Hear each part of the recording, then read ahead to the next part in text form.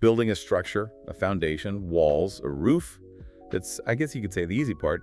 Give a crew some concrete and steel, and they can make a shell. Oh, absolutely. The physical act of building, that's a known quantity. But building it correctly, Yeah. building it to spec, on time, making sure that the design's long-term integrity is there, and, making sure that all those contractual promises are actually kept. Well, that's a different universe of difficulty. It really is. As every veteran in this field knows, it's just exponentially harder. Even the best blueprints, the clearest specifications, the most detailed schedules, all of it can just shatter if the system that's designed to enforce quality breaks down.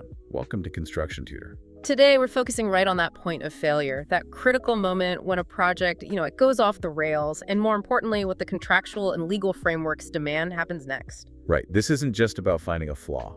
No, not at all. It's about the mechanism for mandatory correction and the authority to impose it.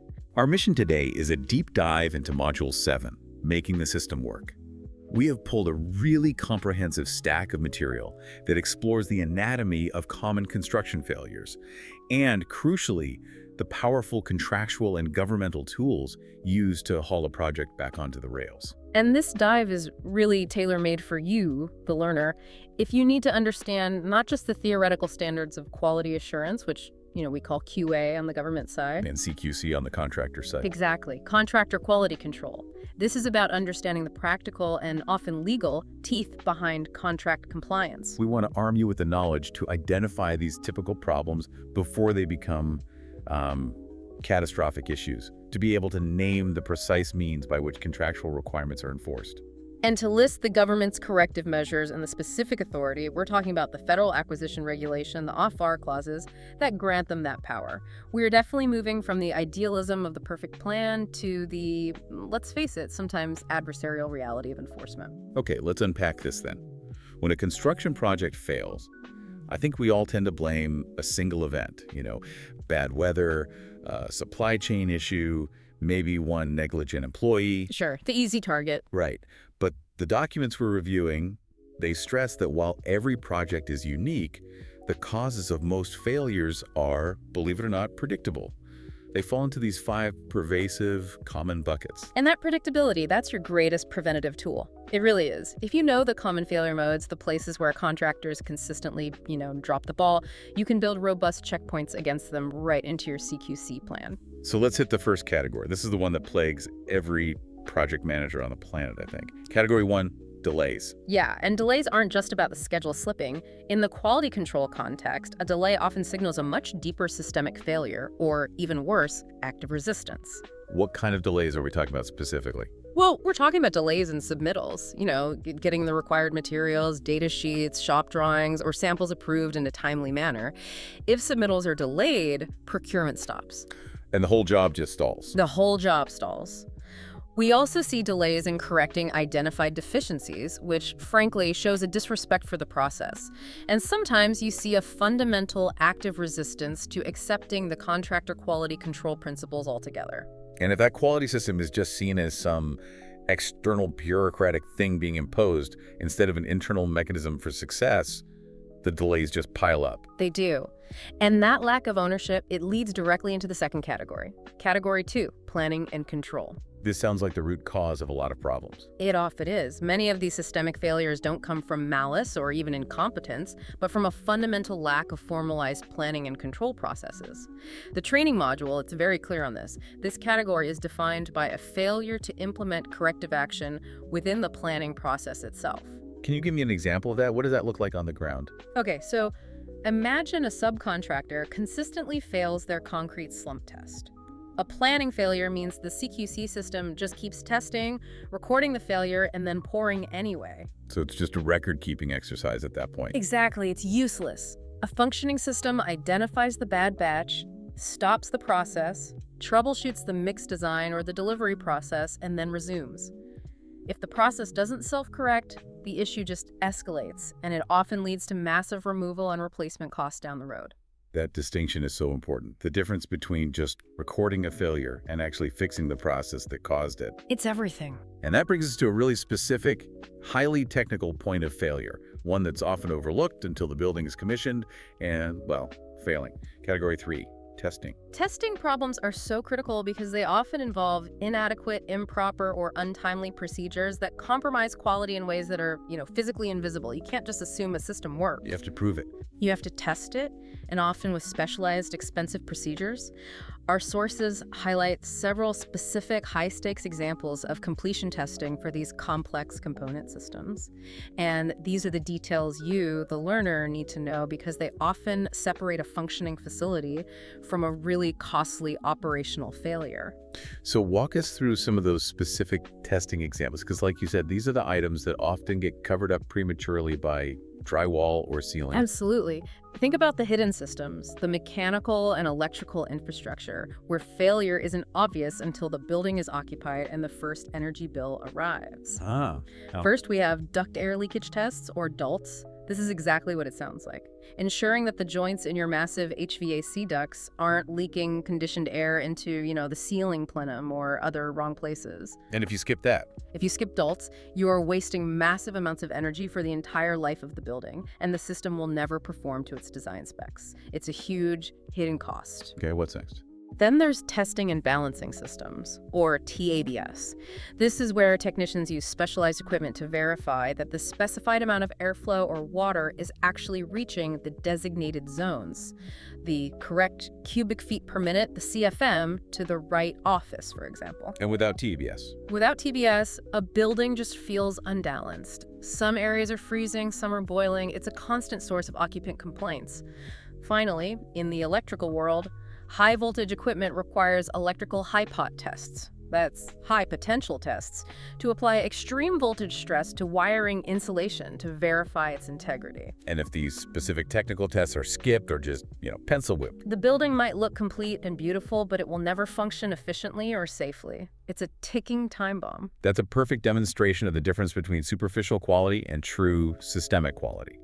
If those elements are concealed, like you said, by walls and ceilings, trying to correct it later is just monumental. You're tearing the building apart. Which leads us to a failure of administration rather than concrete. Category 4, documentation, the legal shield. This is where the paper trail becomes just as important as the physical build. Problems occur due to late, incomplete, or incorrect documentation. The source material is crystal clear on this. Making a written record of CQC actions, inspections, corrective actions, and test results is just as necessary as taking the action itself. But I have to ask, beyond just showing compliance for the sake of ticking a box, what are the real high-stakes implications of, say, forgetting to file a daily report or misfiling a test result? It's the basis of future claims. And this is the true poison in the system. The QC manager's reporting system, it might prompt unnecessary immediate action, or years down the line, it becomes the entire foundation for settling incredibly expensive claims. So it's a long-term liability. A huge one. Think back to the 4200 faulty windows scenario we'll get into later. If the test reports documenting the material verification of those windows are missing, both the contractor and the government are completely compromised. People leave projects, memories fade. The paper is all you have. It's all you have. If the documentation is inadequate or communications break down, the legal positions of both parties are severely jeopardized, and it often costs millions in arbitration years after the building is occupied. Poor documentation is a silent liability that just sleeps, waiting for a construction defect claim to wake it up and ruin someone's career. That's a powerful way to frame it. Inadequate paperwork is a risk multiplier years after turnover. All right, finally, we have Category 5, misunderstanding of CQC responsibility. This one often traces back to the very beginning, to the contracting phase. It's a lack of thorough review of the contract QC requirements, maybe unfamiliarity with the approved QC plan, or just poor communication of roles to the personnel who are actually doing the work. So who is responsible for quality? If the team doesn't understand who owns quality control, and in these government contracts, that is definitively the prime contractor, even when they're using subcontractors, the system just fails structurally because you have the wrong people taking responsibility, or, even worse, no one is. Okay, so we have these 5 buckets of failure. But before we jump to the government slamming down the contractual hammer, the source material suggests there's a preferred resolution. This sounds like the ideal best-case scenario. It is. The preferred resolution is always the softest landing, and it's a non-legal action. Personal one-on-one discussion and actions taken at the field level as early as possible. Before it gets written down and escalated. Exactly. This is the goal of every proactive QC manager and every QA representative. If discussions with the on-site personnel don't work, then the problem has to be elevated to the next level. And if they still can't reach an agreement, the government contracting officer makes the final determination.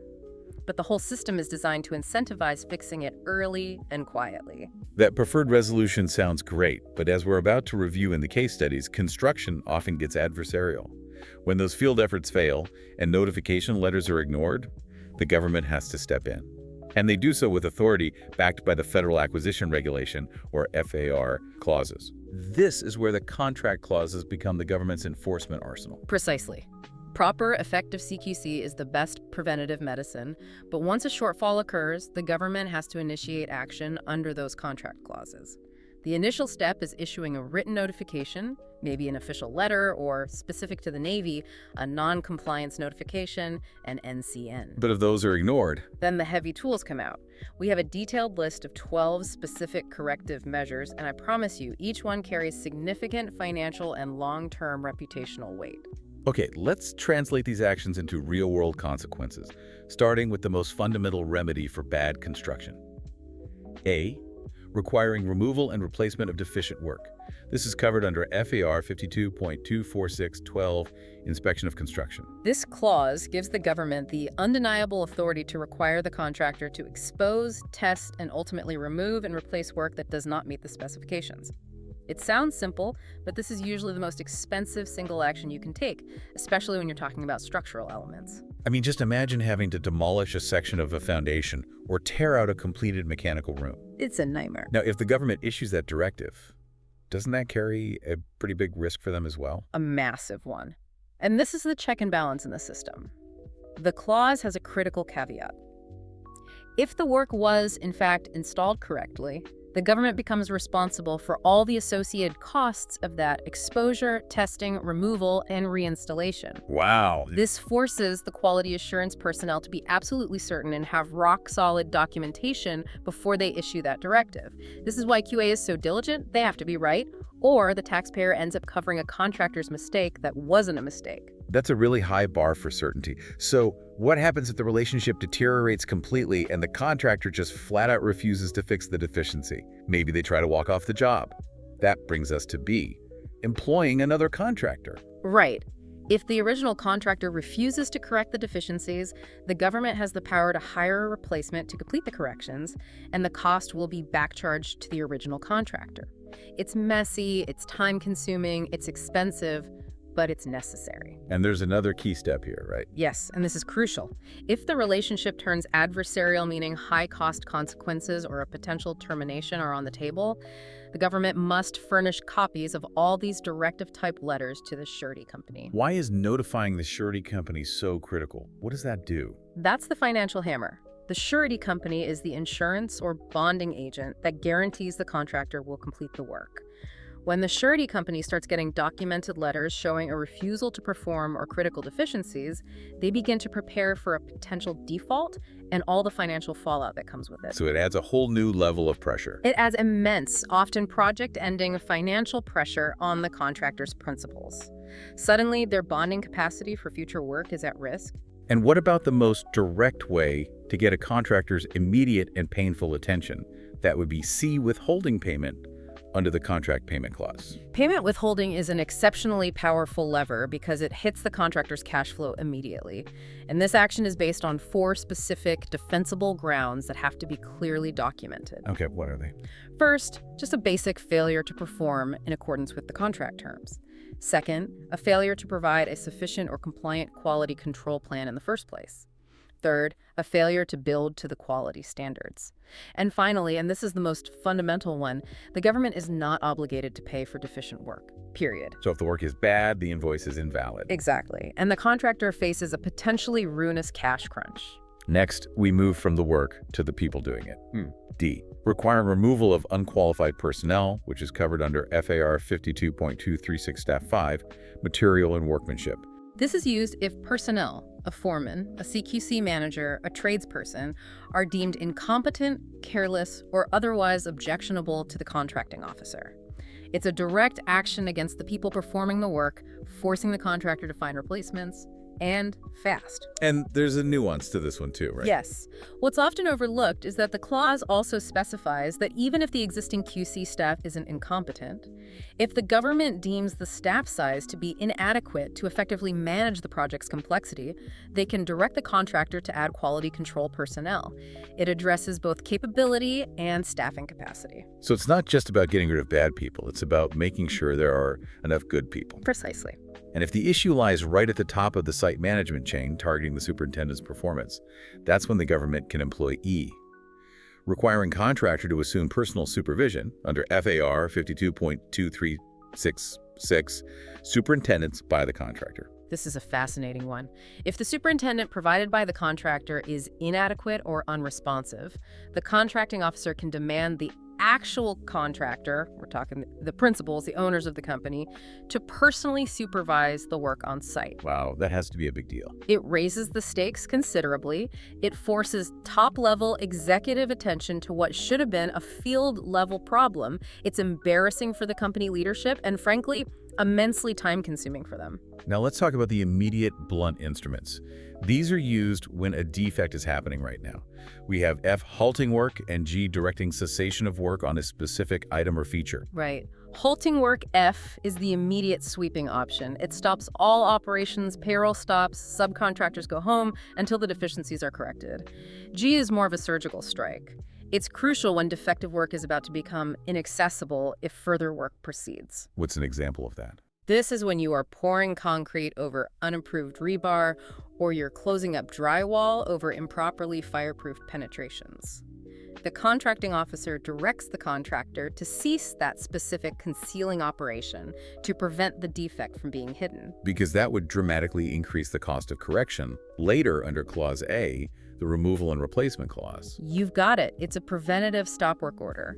And if that directive is ignored on the spot, the consequences escalate, leading to HA formal cease work letter. This is issued by the contracting officer if the contractor refuses to stop immediately upon a verbal or initial written directive. It formalizes everything and clearly establishes the contractor's noncompliance in writing, and that feeds directly into those crucial documents that are furnished to the surety company. So it becomes a key piece of evidence. A key piece of evidence showing the contractor was belligerent. Beyond the immediate physical job site, there are long-term career and financial consequences for the company. This is highlighted by I, issuing an unsatisfactory performance appraisal, or CPRs. This is arguably the most devastating long-term tool in the government's arsenal.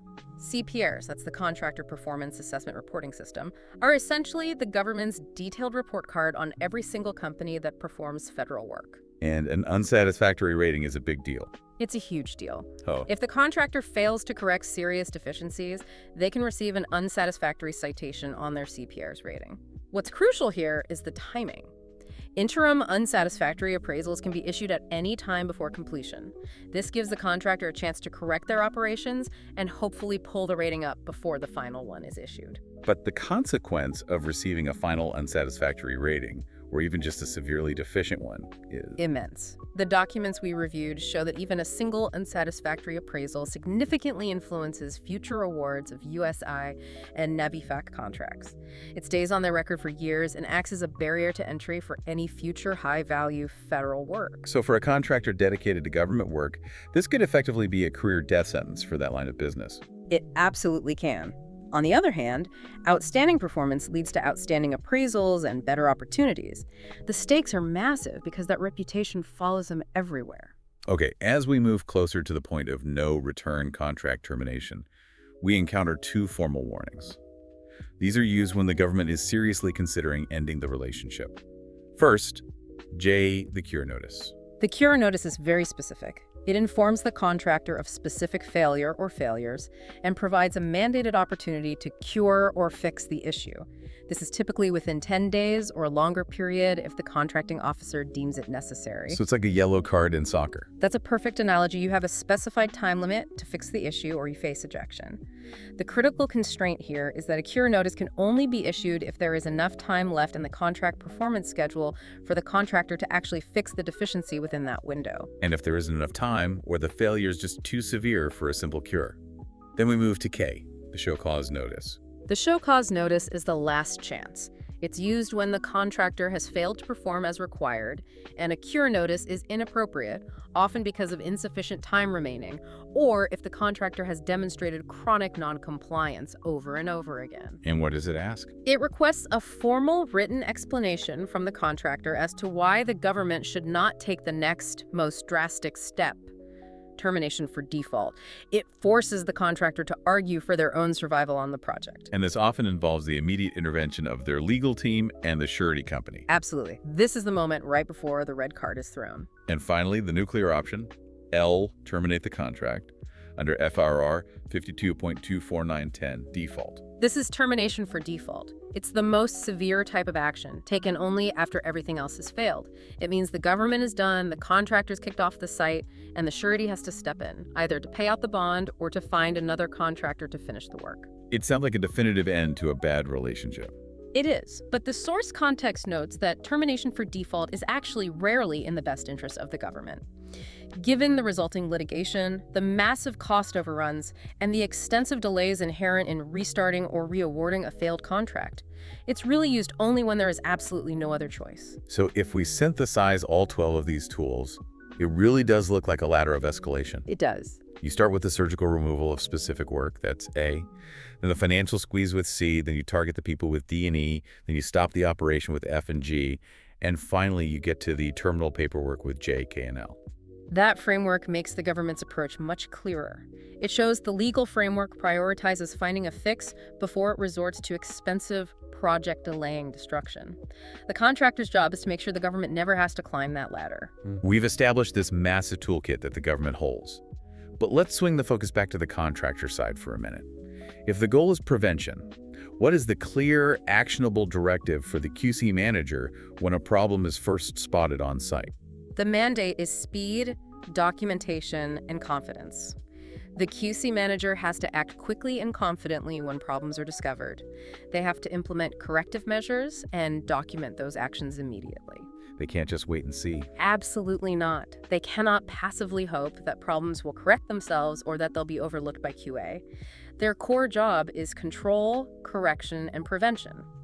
And that involves being diligent enough to spot the problems before the government does. And the weight of that responsibility is huge because the government is absolutely serious about compliance, which means the QC manager is essentially guarding the company's reputation and its profitability. They are extremely serious.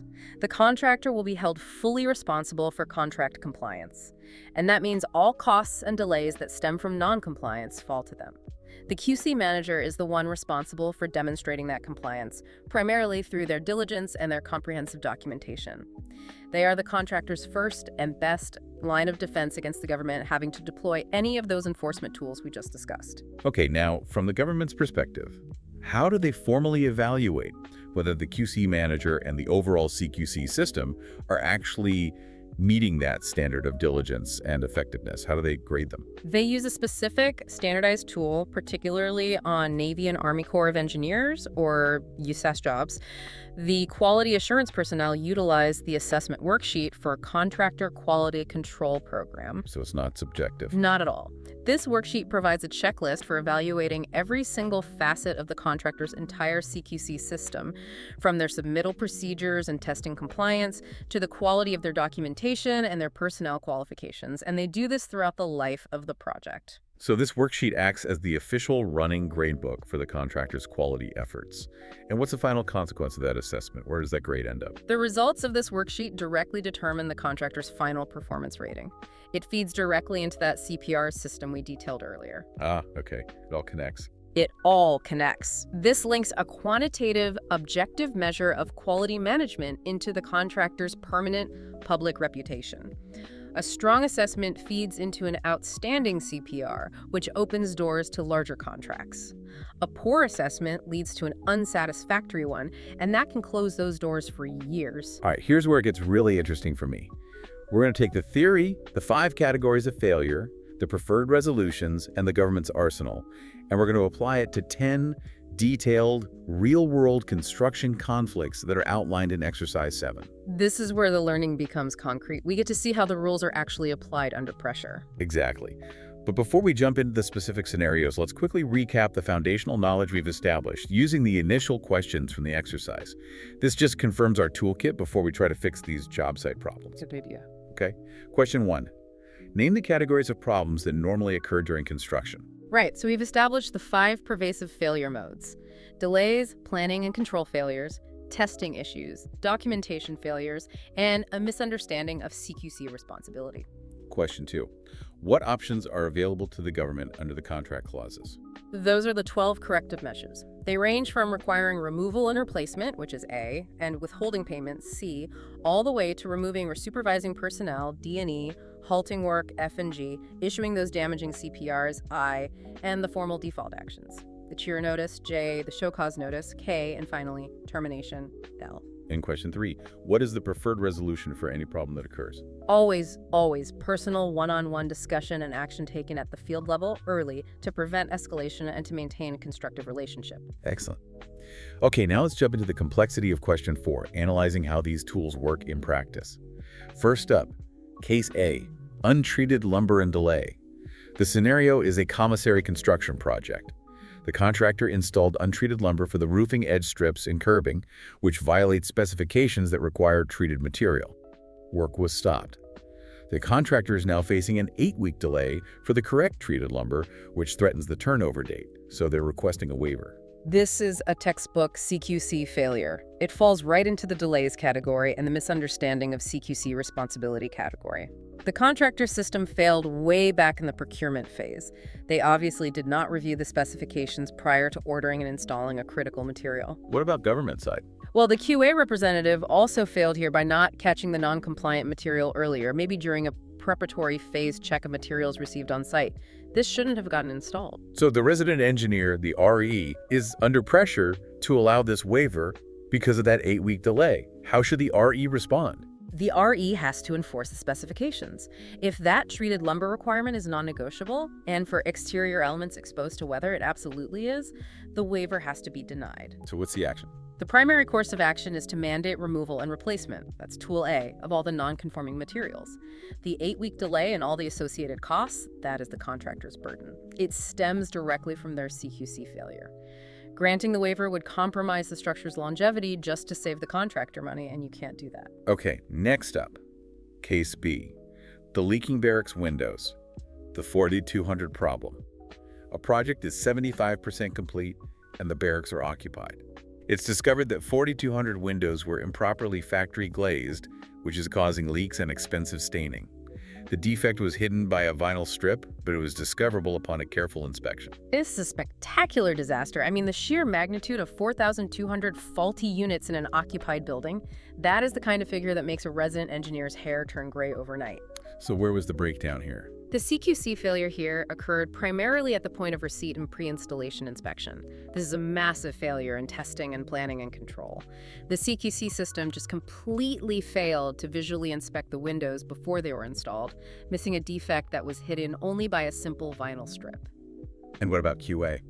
The government QA system also failed by not detecting the systematic breakdown in the contractor's CQC procedures, which allowed 75% of the windows to be installed before anyone noticed. So given the scale, 4,200 windows, this is going to require a sweeping, really expensive corrective measure. Oh, absolutely. The corrective measure for the deficient installed windows is mandatory removal and replacement, Tool A. For the remaining buildings that aren't yet completed, the RE must issue an immediate stop work order, that's F and G, on all window installation until meticulous, documented pre-installation inspection procedures are in place and verified by QA. The contractor is facing astronomical costs here. Now, let's assume the contractor and the manufacturer fight this directive. They refuse to comply with the removal and replacement order. What tools does the RE deploy next? Okay, if refusal occurs, the RE escalates to the high-pressure tools. First, withhold payment. C, you get no payment for deficient work. Second, you issue a show cause notice, which is K. Why skip the cure notice? We skip the cure notice, Jay, because replacing 4,200 windows will certainly take far, far longer than 10 days, which makes a cure notice inappropriate for this scale of a problem. The show cause notice forces them to defend their noncompliance. Ultimately, if they still refuse, the only recourse left is termination for default L, which then triggers the surety bond. Okay, moving on. Case C, the fan coil valve discrepancy, a supplier issue. A large barracks complex requires 1,500 fan coil units with 34-inch valves per the contract and the shop drawings. The units arrived with a standard supplier, 12-inch valves. The subcontractor immediately reports the discrepancy and requests permission to use the 12-inch units because installation is needed immediately. What's fascinating about this one is that the CQC system was working. The subcontractor caught the discrepancy immediately upon delivery. That is, the CQC system fulfilling its material receipt inspection duty perfectly. So the failure originated with the supplier. Exactly. The supplier sent a standard commercial unit instead of the specified custom unit. This is a problem of delays and material non-compliance. So what should the government QA personnel employ now? Well, the QA personnel have to first investigate the technical implications. Why was the 34-inch specified in the first place? If 34-inch is critical for the flow rate or the system pressure to ensure adequate cooling and heating, then the RE must refuse the waiver and require removal and replacement, Tool A, of all those 12-inch valves. But what if it's not critical? Well, if a technical investigation shows that the 34-inch was maybe just a boilerplate specification or even a design error, and 12 inches hydraulically sufficient, then the RE might approve a minor deviation via change order. That would save huge cost and time. But the first job is always technical verification, not simple accommodation. All right, case D, unauthorized work, wrong joint reinforcement. A contractor erected a sample masonry panel without approved materials despite a QA objection. They've now completed one building wall with the wrong joint reinforcement, and the bar joists are going up tomorrow, which will conceal the work. Oof. The contractor's QC system is fundamentally broken here. This is demonstrating blatant defiance. The primary failure is the superintendent's poor planning and control and a profound misunderstanding of CQC responsibility. They actively proceeded against a direct QA objection. And the QA role. The QA role also broke down by allowing work to continue after their initial objection to the sample panel. QA has to enforce compliance. Merely objecting is insufficient if the contractor just proceeds anyway. The deadline pressure is immediate here, with those bar joists threatening to conceal the defect. What contract clauses are necessary, and why does the action have to be so immediate? This is a race against concealment. The immediate action is halting work, F, on all masonry, and crucially, directing the cessation of the bar joist erection, which is G. This prevents the defective work from becoming inaccessible under that principle of inspection of construction. Then you require mandatory removal and replacement A of the deficient masonry before any concealment occurs.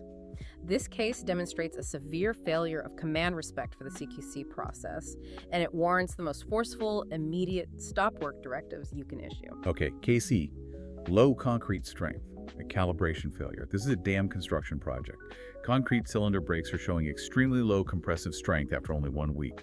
The investigation finds that the batch plant measuring devices were not calibrated and the contractually required full-time QC was not present or effective. This is a critical safety failure. It hits testing, planning and control, and misunderstanding of CPC responsibility all at the same time.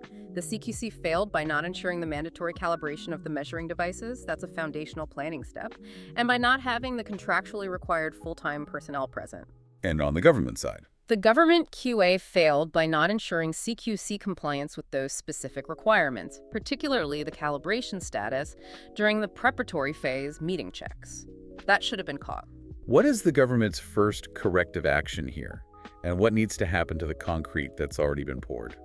First action has to be halting work, F, on all concrete production and placement immediately. You have to prevent any more structurally compromised material from being installed. Next, you have to address the personnel failure, requiring removal of unqualified personnel, D, or requiring the contractor to assume personal supervision, E, of the QC processes.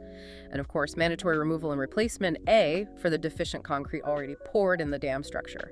The stakes here are immense, involving public safety. Case F, a post-acceptance cable mix-up. An underground electrical project was accepted 2 years ago. It's now discovered that a run of cable was #2 instead of the specified 20, which is inadequate for the future load demand. What's really interesting here, and why documentation is so key, is that even 2 years after final acceptance, the clause for inspection of construction, Tool A, is still available. If that cable is truly inadequate for the contractually required load, the government can require removal and replacement A of the deficient cable, often at immense cost because of all the excavation that's required. So how should the CQC and QA systems have prevented this isolated instance 2 years ago? Through meticulous material documentation and verification, The contractor's CQC system should have verified the cable size 20 versus #2 at receipt during installation and recorded the cable labeling and manufacturer data in the final inspection documents.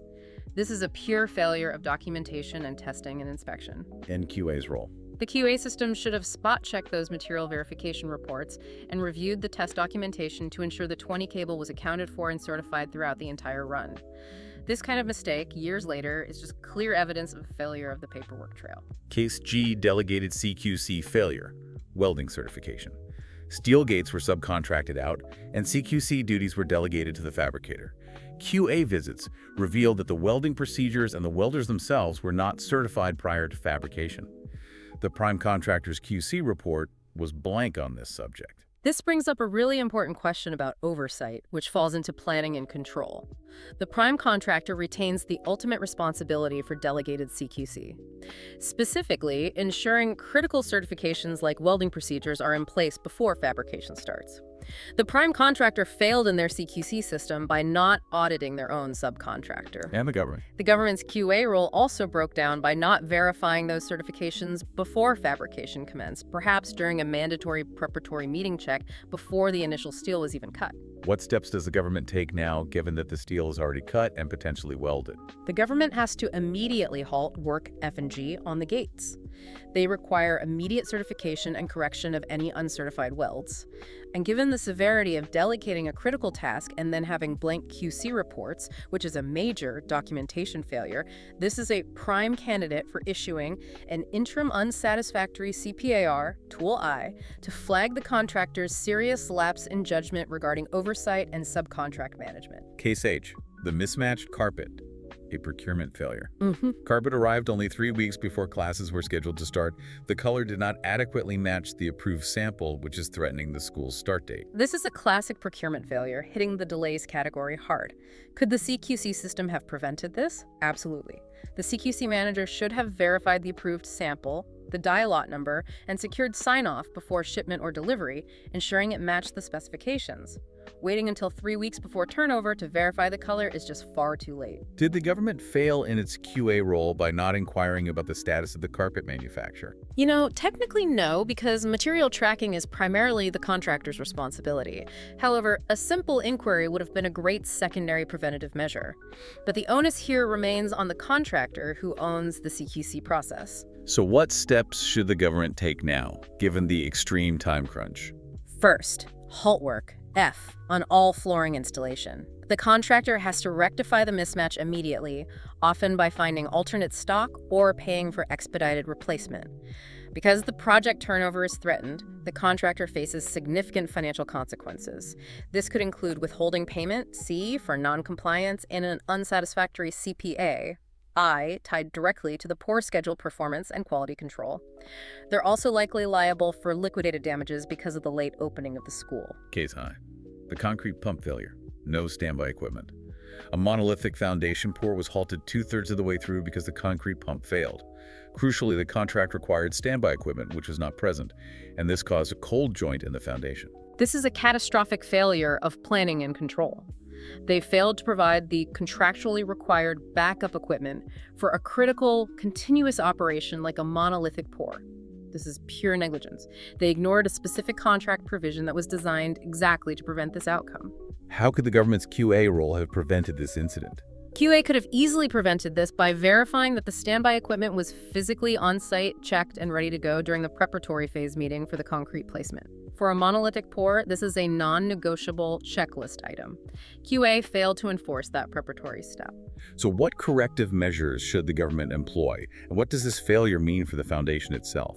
The foundation now has a structurally dubious cold joint, so the corrective measures include halting work, F, until the equipment plan and the associated QC procedures are verified and accepted.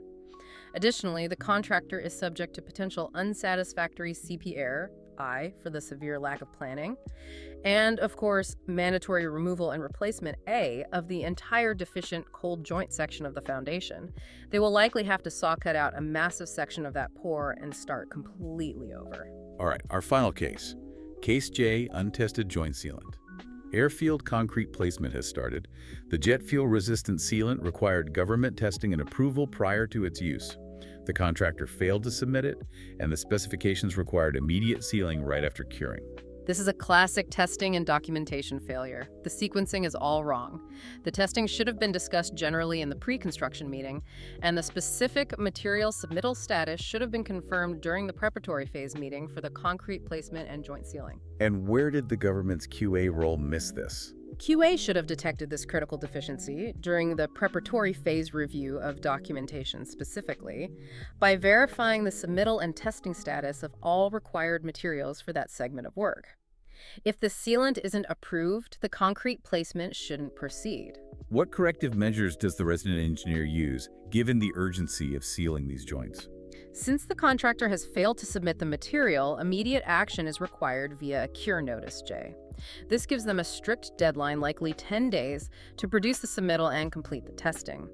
If the delay caused by this failure compromises the required sealing timeline, which could lead to potential degradation of the new concrete joints, the RE can quickly escalate to mandatory removal and replacement A of the affected joints.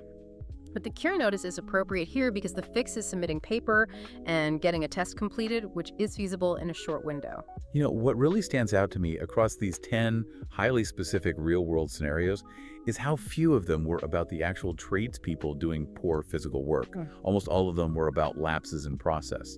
A failure to check specs, a failure to ensure that required backup was on site, or most commonly, a failure to document correctly and on time.